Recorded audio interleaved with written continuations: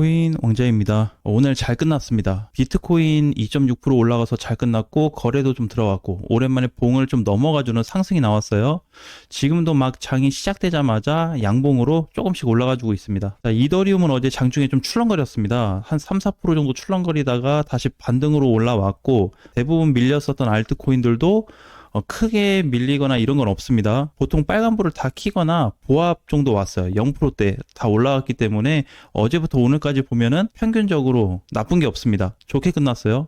자, 문제는 비트코인이에요. 이거 지금 주목을 좀 해야 됩니다. 왜냐면 둘 중에 하나인데 좀 흔들릴 거냐? 흔들릴까? 아니면 뚫릴까인데, 이 부분이 굉장히 중요할 것 같아요. 왜 그러냐면은, 비트코인 앞전 시세보다 지금 뒤에 왔던 포지션이 좀 많이 약해졌어요. 그래서 여기를 보게 되면, 이 당시에 상승했었던 여기 상승을 A라고 잡고, 이번 상승을 B라고 잡는다면, 힘의 강도로 놓고 봤을 때, 한 50 정도밖에 되지 않습니다.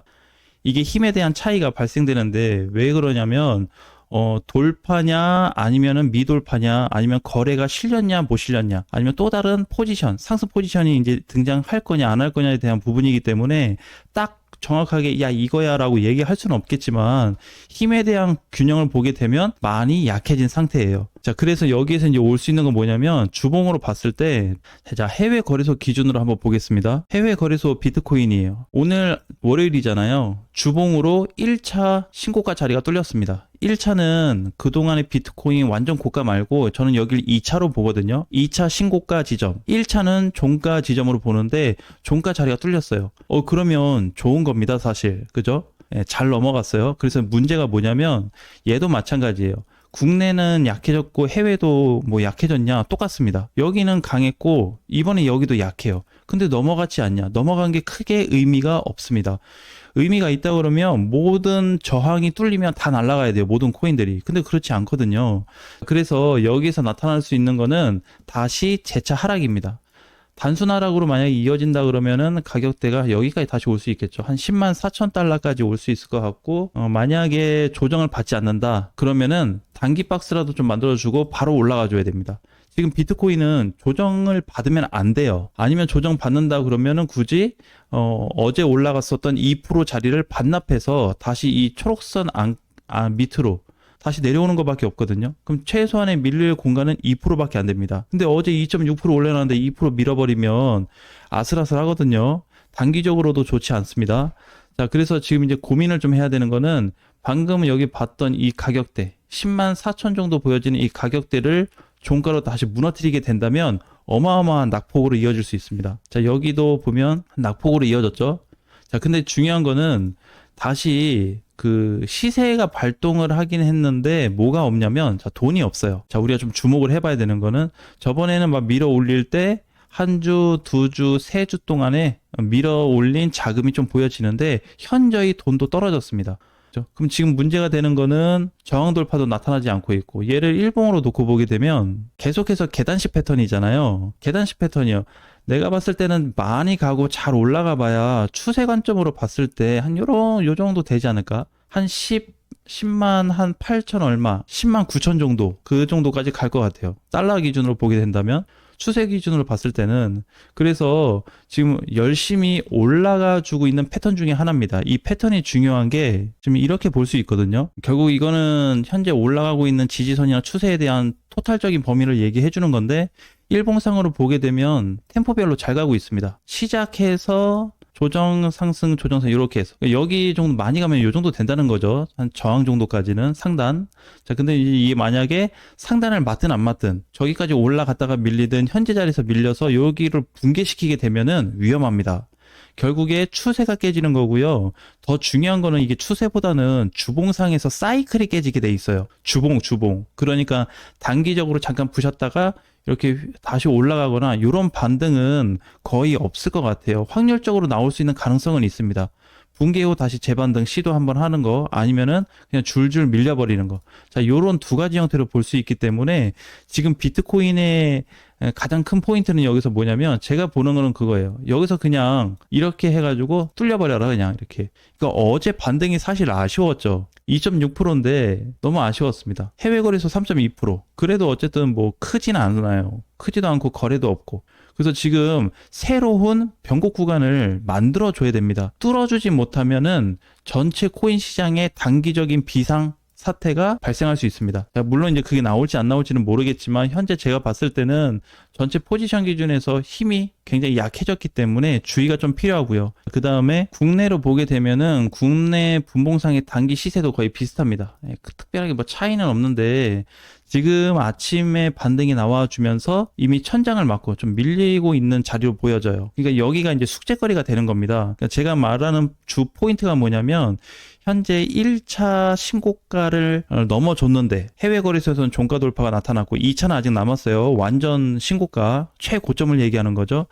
그리고 국내도 마찬가지. 여기가 해소가 되지 않으면 어렵습니다. 여기라도 뚫어주면 아까 봤었던 그 추세 라인의 상단까지는 한번 시도가 나올 수 있거든요. 이게 나와줄 거냐 아니면 안 나오고 여기서 그냥 다시 밀릴 거냐에 대해서 차별화가 생길 것 같습니다. 이 부분이 시간적으로 좀 길어질 수 있기 때문에 단기적인 주의가 필요할 것 같아요. 만약에 하락을 해서 다시 떨어진다 그러면은 저번 주 여기 시가 정도 있죠. 네, 여기까지 다시 한번 내려오지 않을까. 1억 4,500 정도까지 하락 가능성이 예상이 됩니다.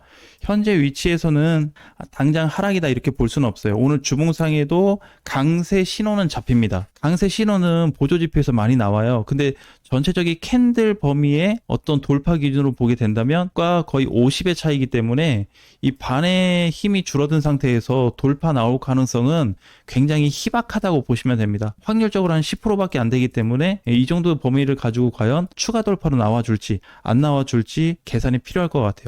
두 번째는 전체에 대한 추세를 한번 보겠습니다. 국내 기준으로 보나 이거는 해외는 단기로 뚫렸는데 이제 달러 기준 좀 차이 때문에 어느 정도 좀 차이가 있습니다. 그래서 기준값으로 보게 되면은 전체 시세에서 아무리 못 가주더라도 여기가 되겠죠. 이 값을 찍어줘야 됩니다. 최소한에. 그러니까 국내는 아직 도달을 못했잖아요. 어떤 문제가 됐든 환율적인 부분이든 뭐 때문에 가격 도달이 안 됐는데 만약에 주봉상 기준에서 돌파가 여기로 다시 잡혀서 넘어가 준다면 1억 5,600을 넘어가서 끝나게 된다면 아마 해외 거래소는 천장이 뚫려 있을 겁니다. 그래서 지금 봐야 되는 게 국내에 대한 어떤 빠른 상승이 나올 거냐 단기 돌파라도 봐야 될 것 같습니다. 자, 대신에 이제 만약에 비트코인이 조정을 받게 된다 그러면 두 가지 유형이 존재할 것 같아요.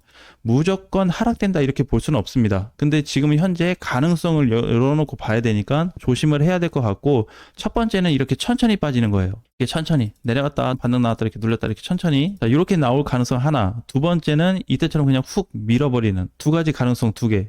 이거 두 가지 중에서 급락 쪽으로만 나오지 않으면 괜찮습니다. 그러니까 이렇게 조정받고 올라가는 건 괜찮아요. 조정받고 또 올라가지고 이런 패턴은 괜찮습니다. 근데 여기서 만약에 하락 쪽에 붕괴가 나오게 된다 그러면 비상사태로 가버릴 수 있어요. 근데 제가 봤을 때는 이번 주에 빨리 무너져 버리면 신호가 이번 주부터 잡힐 거고 이번 주를 얘기하는 게 아니고요. 다음 주가 될 겁니다. 조심해야 될 사이클. 이번 주에 일봉 상황에서 비트코인 기준으로 얼마까지 밀릴 거고 이게 이번 주 동향이 중요하거든요. 이번 주 때문에 다음 주가 확 빠질 거냐 아니면 이번 주에 확 빼고 그냥 밀릴 거냐 흘러내릴 건지 이 두 개의 문제가 이제 집중적으로 좀 봐야 되기 때문에 지금 비트코인이 해외 거래소 기준에서 뭐 종가 기준을 넘어갔다고 해가지고 그렇게 좋아할 상황은 아닙니다. 자, 그 다음에 이더리움 어제 장중에 출렁임 현상이 발생했어요. 그렇죠? 출렁임 현상이 많이 떨어졌습니다. 한 3%에서 4%까지 밀렸는데 분봉상 보게 되면 급락이 나왔다가 다시 반등으로 나왔어요. 끝은 잘 났습니다.